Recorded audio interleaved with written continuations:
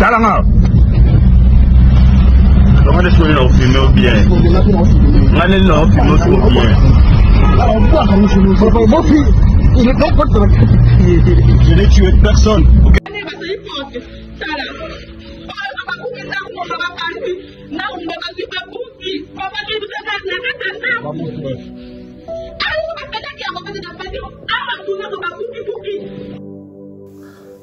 Voilà, merci. Na pesibino nyoso merci bandeko nyoso ma fidèle téléspectateur à Genor TV.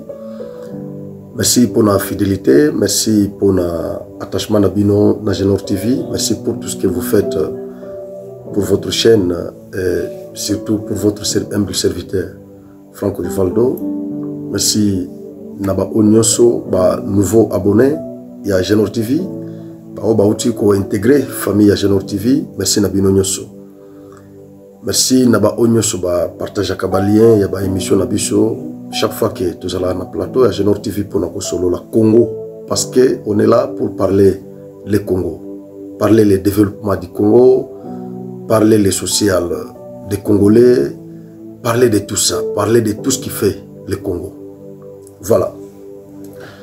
Alors, na ba question ya bandeko belé par rapport à émission Auto Salaki Lobby pour le procès il y a Charles Onana oyezo banda bandi lelo le 7 octobre et au Kendeti le 11 ndengeza prévu bandeko batuninga ba question je crois ba uti kolanda ba vidéo ya Patrick Lokala arrestation Patrick Lokala journaliste bien qu'il y a trop na opposition mais ça ce n'est pas un problème, c'est pas un problème je crois. Donc il y a une question, nous allons évoquer cette question. Mais pour permettre de répondre à la question, il y a Bandeko, on va poser quelques questions relativement à procès, il y a Charles Onana contre le Rwanda. Toujours le bango contre le Rwanda parce que communauté rwandaise, il y a France, en fait, il y a Europe Mobimba. Basangani, Basali Lobing Moko Makasi, Bangonde ba instrumentalisé.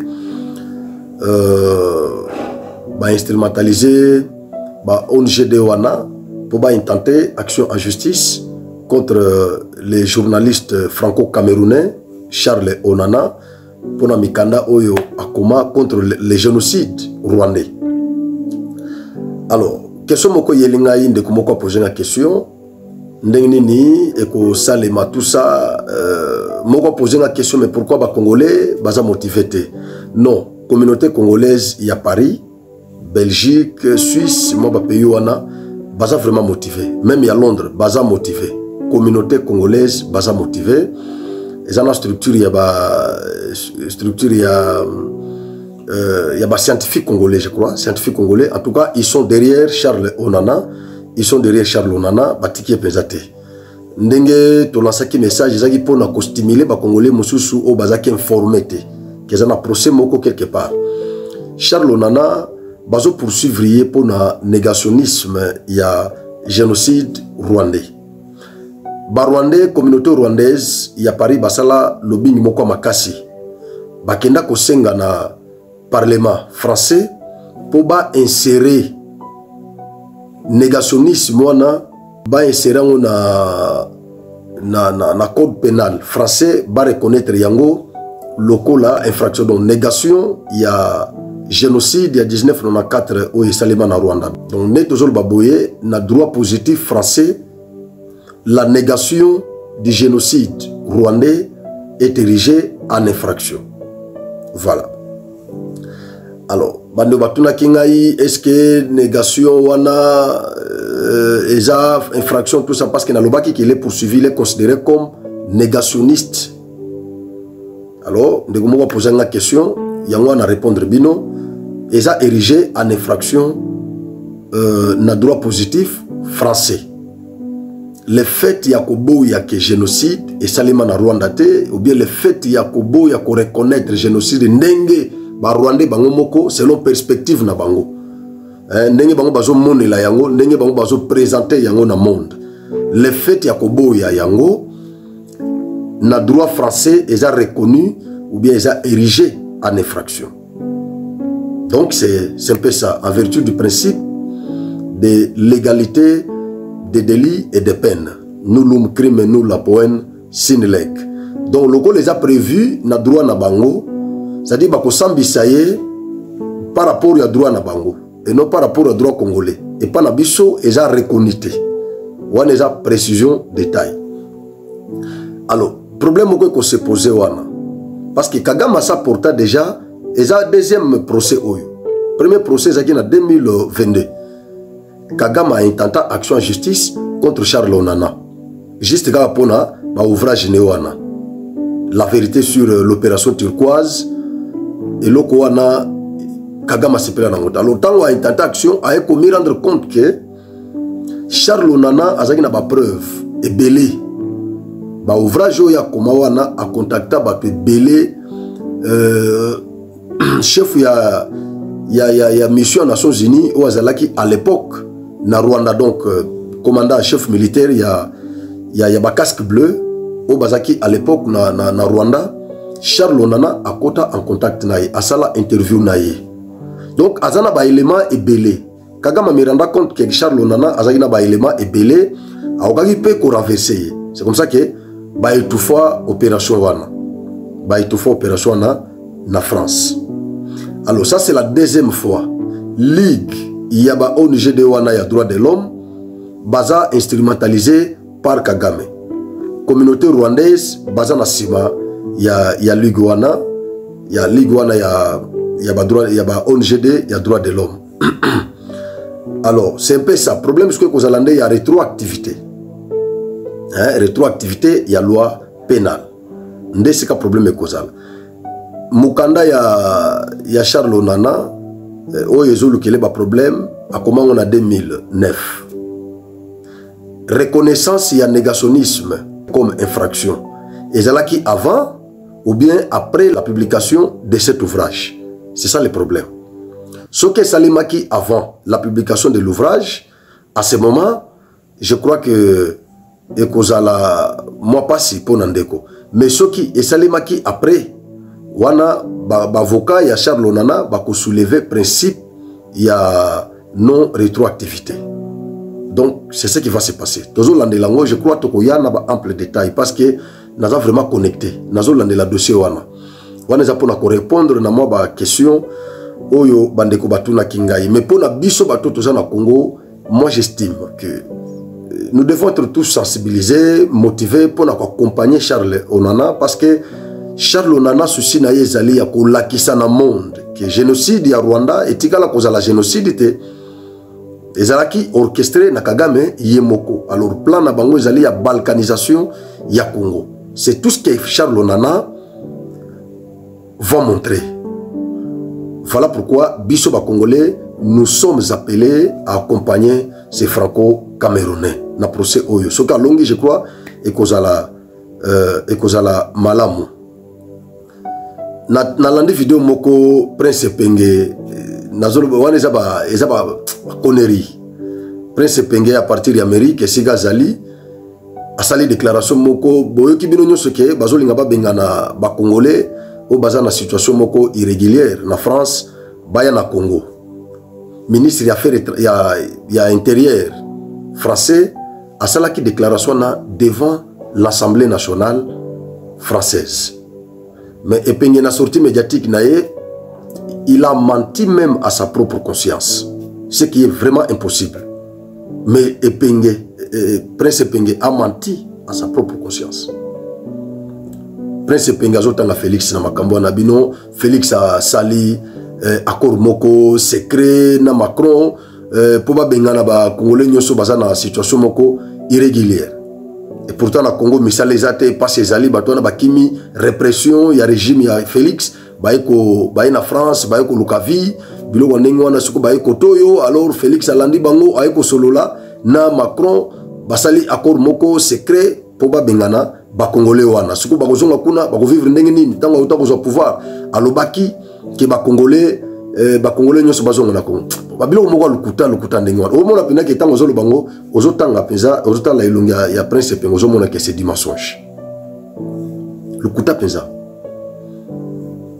Félix a okende ko sala accord na asengaki ba Congolais na va normal bazonga ba Congolais bayaki belé bazaki na ba institution na kini bazaki belé na ba institution ils ont travaillé na premier mandat na Félix muso bazati lelo bazana kini basala bangoni na ba bazaki ba opposant farouche ya Tshisekedi bazana kini et que donc j'estime que opposition na biso bazangi ne discours bakomi kokosa ba Congolais et pengenyo so neza kanda kaka ya réponse ya Félix par rapport ya demande na bango ya dialogue kanda wana ndo mun bakomosala ba sortie médiatique bazo kotsa ba déclaration ya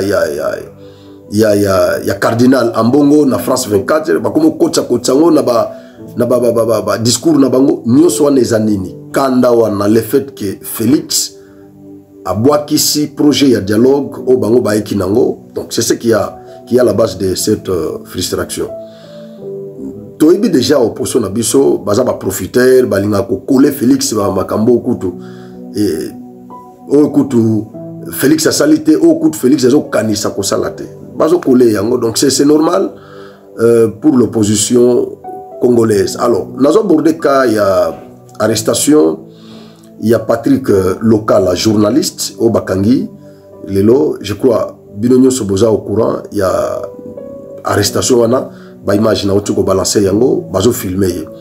Vous savez, article, j'ai ma constitution ici. J'ai ma constitution ici en tant que chercheur en droit constitutionnel. Je marche toujours avec ma constitution. Article 17 de la constitution du 18 février 2006, tel que modifié et complété en 2011. Premier alinéa. La liberté individuelle est garantie. Elle est la règle. La détention, l'exception. Notre loi suprême, parce que notre système juridique, c'est romano-germanique. Selon ce système, la Constitution est reconnue comme la loi suprême. Donc, dans notre pays, la loi mère, c'est la Constitution. Mais la Constitution va reconnaître la liberté des Congolais comme un principe, une règle. C'est-à-dire que tout Congolais doit être libre. La détention est une exception. Mais quand même, elle est reconnue dans notre Constitution. En cas de non-observance des règles, si la fuite de l'inculpé est à craindre, si son identité ou nationalité douteuse, si sa liberté peut provoquer la clameur publique, à ce moment, on peut priver la liberté à l'inculpé.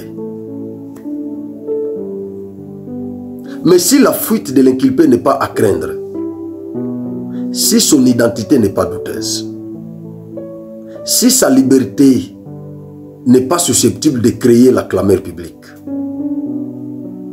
l'inculpé peut rentrer chez lui et venir répondre à chaque fois qu'il y a l'invitation du ministère public. Mais article Oyo et pas n'abisso ils a violé intentionnellement n'abajan ya justice. Kokanga batu de manière intempestive, arbitrairement.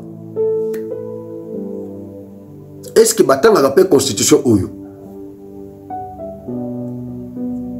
Je ne suis pas là en train de condamner la justice ou de dire à la justice de ne pas arrêter, non.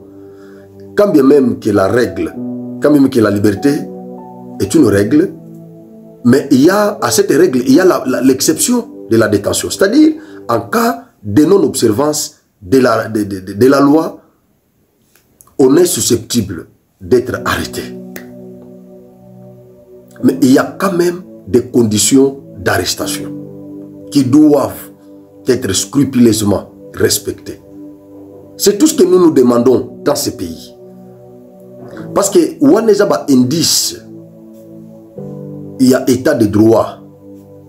Ce qui n'a nous, ba condition il y a arrestation, il y a ba congolais, ils ont respecté il y a ba agent, il y a ba parquet, il y a la police, il y a ANR, ba service il y a service il y a intelligence. Ce qui ba condition il y a arrestation, ils ont respecté. Ce qui ba droit, il y a ba détenu, ils ont respecté. C'est que l'état de droit en RDC n'existe pas. Je peux inférer comme ça. C'est que l'état de droit n'existe pas. Tout un état de droit, prévu même dans les préambules de notre constitution. Dans les préambules de notre constitution, la RDC est un état de droit. Toyo Kanibison, état de droit, Eza ya Tshisekedi te, Eza ya Félix te, ya Tata Naye te, ya Kabila te, ya Mutumoko te. État de droit, c'est la volonté populaire. L'état de droit a ses principes. Patrick Lokala, c'est un journaliste connu ici. Ce qui plaint Moko Ezali, parce que Nayoki que Christian Lusakwen, Nde Moutou Akenda a porté plainte. Toyoki, Eza l'état que Christian Lusakwen Nde Moutou a porté plainte. Même si tel est le cas, que Christian Lusakwen Nde Moutou a porté plainte, c'est pas mauvais. À cause de la tena qui va proposer, parce qu'il n'est pas frappé, mais libre trop tout ça. A dérapé trop, Patrick. À cause de la dérapé. Et que Lusako n'a pas pénalité. Il a aussi le droit de saisir la justice. Mais ce qui a saisi la justice, pour Bakanga Patrick Lokala, mais quand même, l'article 18 de cette constitution doit être respecté scrupuleusement. Cet article dispose ce qui suit. Toute personne arrêtée doit être immédiatement informée des motifs de son arrestation et de toute accusation portée contre elle. Est-ce dans la langue qu'elle comprend? Est-ce que Patrick a été informé du motif pour lequel il est arrêté? Est-ce qu'il était vraiment informé? Je ne sais pas. L'alinéa 2. Elle doit être immédiatement informée de ses droits. Patrick, en tant que détenu, il a le droit à l'image. Il a le droit, en tant que Congolais, parce que le droit à l'image, c'est un droit qui est reconnu à tout le monde, à tout citoyen. Patrick, malgré qu'il est détenu, mais il a le droit à l'image. Vous ne pouvez pas commencer à filmer un détenu comme ça. Ce n'est pas bien. Même ce que la police,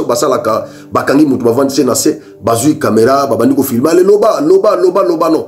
Jusque-là, il est présumé innocent. Parce qu'il n'a pas encore rencontré son juge naturel. Et le juge même n'a pas encore rendu sa décision. Et même cette décision-là, même si la décision est rendue au premier degré, il peut interjeter un appel au second degré. C'est-à-dire qu'il est encore présumé innocent jusqu'à ce que la décision sera coulée de la force de la chose jugée. Mais aussi longtemps qu'il n'est pas encore condamné, il n'a pas encore même rencontré son juge. Il n'est pas condamné. Et la décision même n'est pas coulée de la force de la chose jugée. Directement, Boche Caméra, et vous le condamnez directement. Boche Caméra, Abandi Koloba, Bobandi Koche pression, à loba. Bozo filmer Patrick. Parents, Azanabana, Bozo Gangele, Bozo intimider, tout ça. Naba pays Moussobiso Kendaka. Policiers sont au Kangayo, policiers Kangayo, au monde a vendu sur Abandi ko préparer moral na yo. Alors on ne va pas te tuer. N'aie pas peur, on ne va pas te tuer. Tu as le droit de garder silence devant les juges. Et tu as le droit d'être accompagné par un avocat. Le policier qui vient t'arrêter, il commence d'abord à t'enseigner les droits. Et il t'explique même la procédure devant les juges là. C'est que tu dois faire et les comportements même adoptés devant les juges. Est-ce que nos inspecteurs ici, qui viennent souvent nous arrêter, les huissiers là, qui viennent nous arrêter souvent, est-ce qu'ils ont vraiment le temps? Il y a souvent des sapeurs Moutoubo, avant d'ici, avant qu'on l'accès procédure devant l'officier du ministère public. Il n'a pas ce temps-là. Tant que ya okanga yo yemoko na zo ya zo paniquer yo na nous talana net ndako ya garçon vandaliser babogeli bango gaz lacrymogène na kati ndako moi sina bana. Bon, qu'est-ce que les enfants ont fait? Qu'est-ce que la femme a fait? Et qu'est-ce que tous ces dépendants là ont fait? L'infraction en droit congolais est individuelle. Ce qui est doit commettre l'infraction, ce n'est pas sa femme. Pourquoi les enfants doivent être menacés? La femme menacée. Pourquoi? Qu'est-ce qu'ils ont fait? Ça nous condamnons. Franchement, ça nous condamnons. Toko bête la Fatima beaucoup. Toko soutenir Fati, c'est bien. Mais ça là, nous condamnons. Pour être vraiment impartial, nous condamnons ça. Je suis un homme de droit. Je suis un légaliste. Tant nous avons makambaboui, même ceux qui bazalaki n'a mandat, il y a perquisition. Est-ce que c'est de cette façon que vous pouvez effectuer la perquisition? Nanaku ya mutu. Vous vandalisez tout, vous cassez ma porte, tout ça. Écoutez, et pour finir, vous kangiye, vous kenaye, vous bandou filmer na mutuka. Il a le droit à l'image. Il a le droit. Akobi Makabopé a porté plainte contre Bajanwana. Parce que je ne vous laisse pas. Je ne vous laisse pas. Nous sommes dans un état de droit. Bosunga Mokonzamboka. Biloko Bozo Saleza Malamuti. Et j'ai appris que Moutamba est dans tous ces états. J'ai appris que Moutamba est très fâché à partir de Yokatanga là où il est. Il est vraiment fâché. Il n'est pas content. Parce que j'ai biloko Moutamba zo combattre yangoana. Ezala bakangi na ANR, ezala bakangi na la police, ezala bakangi na parquet tout ça. Mais ces droits subjectifs doivent être scrupuleusement respectés par ces agents de la justice. Parce qu'il n'est pas encore condamné, il est présumé innocent. Vous ne pouvez pas les massacrer comme ça, vous commencez à les filmer, il a le droit à l'image.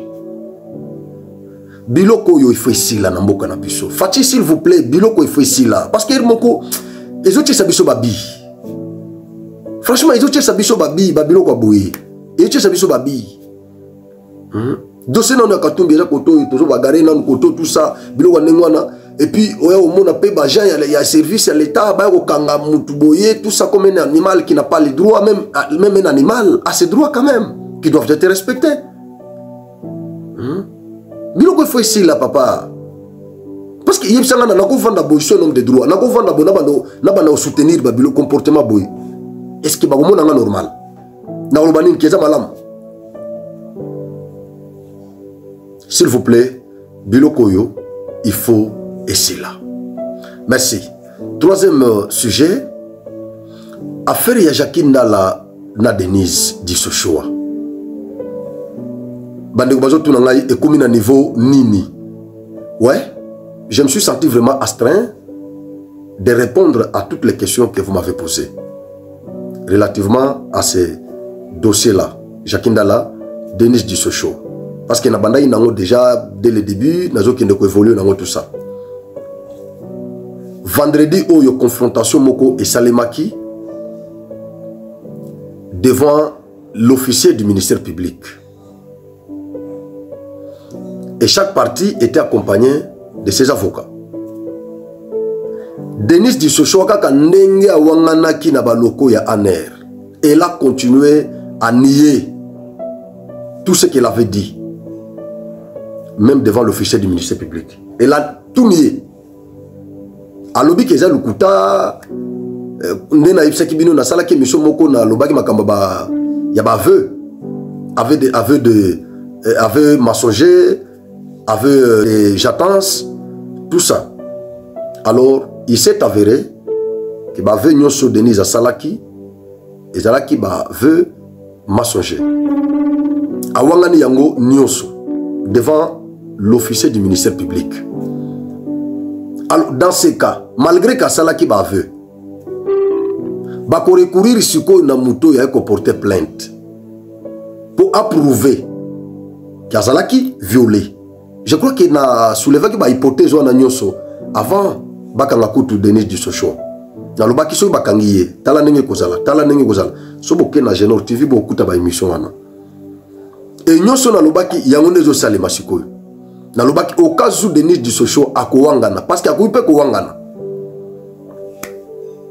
Et il y en a qui n'avaient pas bien saisi la quintessence de mon propos. Monsieur Bakansaki qui n'a pas blanchir Denis du Socho non mais n'a martelé quand même Denis Makassi. Na martelé Makassi na ba émission na sali saliawa. Na martelé Makassi. Ce que beaucoup de gens na zo défendre na justifier Denis du Socho na ondimate. Mais en tant que homme de droit, na lakisaki procédure nenge kozala. Au cas où Denis du Socho a wangani makamunyo so lobaki.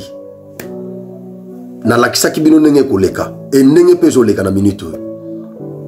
Loko la Jakinda Lande muto a saisir justice contre Denis du Socho. Ba veut oyo Denis du Socho salaki et s'avérait mensonger. Alobi ke akosi moyen prouvant exact alobi akosi et comme ba veut mensonger de jactance et a prévu en droit donc bako considérer yango dans un premier temps comme aveu mensonger. Si ko bako zongela na muto yo aye ko porter plainte parce que Maxime Latine Moko Lobby il y a droit que acteur incumbi probation la charge de preuve incombe au demandeur. Jakinda Lande muto ko senga elinga kezala ndenge musu soki ministère public yemoko a se saisisaki d'office tango kaka Denis a tenir ba propos et que ministère public a se saisir d'office bakangi mona mwasi à ce moment balinga ki basenga ye approuver makamunyo so lobby mais na minito loko la Jakinda la ndaza victime principale ye muto ko saisir justice côté à Denis du Socho ba aveu oya sali a lobby keza lukuta alors ministère public suko il faut ba preuve zala avant batinda bango devant le juge il faut ba preuve zala il faut ba réunir babiloko tout basa la banquette ministère public a réunir tous les éléments et à ce moment à commettre bango en accusation c'est-à-dire atteindre bango devant leur juge naturel. C'est pour que le ministère public azala na ba élément nyos il faut siko muto ko funda aideye muto ko funda zanani eza Jakindala siko na kota Jakindala il fallait qu'il azala assorti na certificat médical soki ayaki nango balingaki pe baluka médecin légiste ya l'état asali test pour baba confirmer soki certificat wana eza authentique eza vrai et Jakindala ba violaki. Alors Jakindala ina preuve devant l'officier du ministère public certificat wana yete azaki nangote batuni est-ce que après kokanga yo ndengo bimaki wana après ba acte nyoso wana ya sodomie au ba opposant baso benga sodomie tout ça les termes que moi je veux pas utiliser après sorti no ya prison est-ce que okutana kina docteur okena ko informer médecin moko Jakindala lobi non na informer médecin moko te parce que je n'avais pas de moyens yango na kena ko luka un phytothérapeute ake ko luka ba phytothérapeute pour ba no pese bakisi ya bokoko ya makasa bangonde ba soignaka ye est-ce que phytothérapeute a kosali la ye certificat médical je ne sais pas donc na minute de ces ans à niveau wana il faut Jakindala approuver pour phytothérapeute bako ramasser n'importe lequel aye na ye aye ko confirmer bino oui aye bisaki ngai na soigné. Est-ce que vous allez considérer comme preuve testimoniale? Question mark. Et qu'on dépend de ce qu'on appréciation, il y a juge. Au besoin de poser ça hypothèse kaka. Mais procédure est en wana. Donc ce qui il y a une complication ce qu'il y a droit à wana. Et si quand ce droit est bel sakabatu mitou pour finir ba ya ko inférer que ba juriste baza ba to lukuta baza ba fo batu ba onde bazo bomamboko nde place wana. Le fait que le droit n'est pas bien compris par les hommes du sens commun, ils ont posé problème. Ne peut beaucoup mon appel Denis du Sochoa, batigier. Batigier. Donc c'est ça vraiment, c'est ça le méandre judiciaire. Pourquoi on peut batigier? Batigier pas bimi. Ou bien non, tu sais qu'il dit à ça, il biso fantir. Bona botamu tu sais qu'il dit azakunate. Nazo prévenir bino. Na lobite ke bakoti kaye. Mais nazo prévenir bino.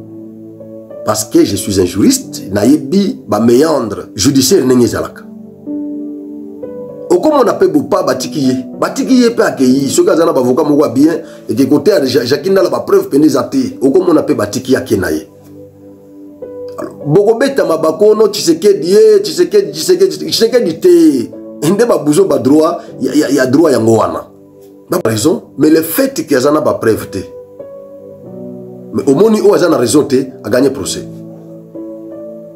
Alors, Boza l'a déjà préparé. C'est tout ce que moi je peux vous demander.